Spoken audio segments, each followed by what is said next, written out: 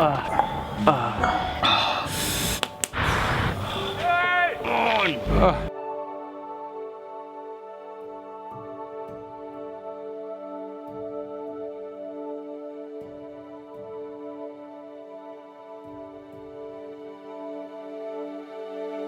was out on a night out and I fell down some stairs and hit my head and fractured my skull. 5 months into my recovery from that, I woke up one day and I was like, I need to run. I just have to run. So I did triathlon for almost 5 years. After a lot of injuries, cycling accidents, 2 hip surgeries, surgery on both knees, I thought I should take a little bit of a break. A friend of mine, her friend was actually running with Tribe.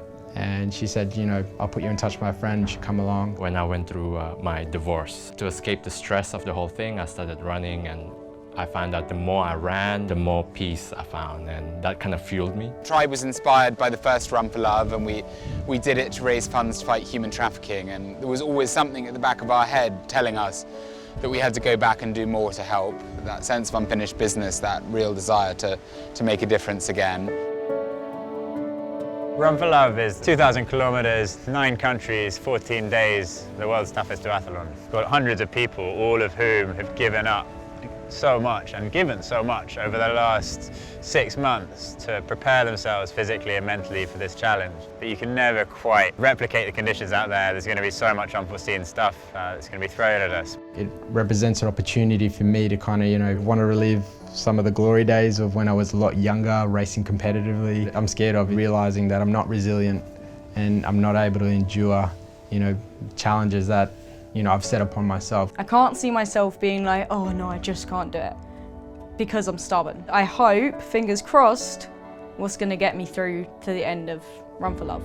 I always get a little bit nervous whether my body will allow me to go the distance, really, and mentally as well, whether I'll have that mental strength to go, okay, 3 more days. Even though you're pushing yourself and you're physically exhausted and your legs are just saying, mate, just pull over, just stop.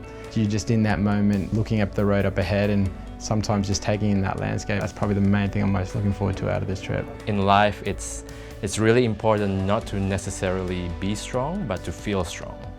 And when I'm running, I really feel strong. Run for Love is a movement. It is about a bunch of people coming together, creating ripples, inspiring other people to come together and get involved. The fact that people are being trafficked is truly horrendous, and people are moved by that. They're kind of moved to action, and they're moved to run across mountains across the world, and I think that's a really important thing. Doing something that's so massive, so special, with such a big meaning behind it, it's gonna feel magic. What I'm actually, wanting to actually experience out of this challenge is fulfillment and a bit of enjoyment, and obviously, developing long life friendships. These runners and these cyclists, they're about to go through the journey of a lifetime, and it's gonna be amazing seeing everyone cross the finish line and cross it together.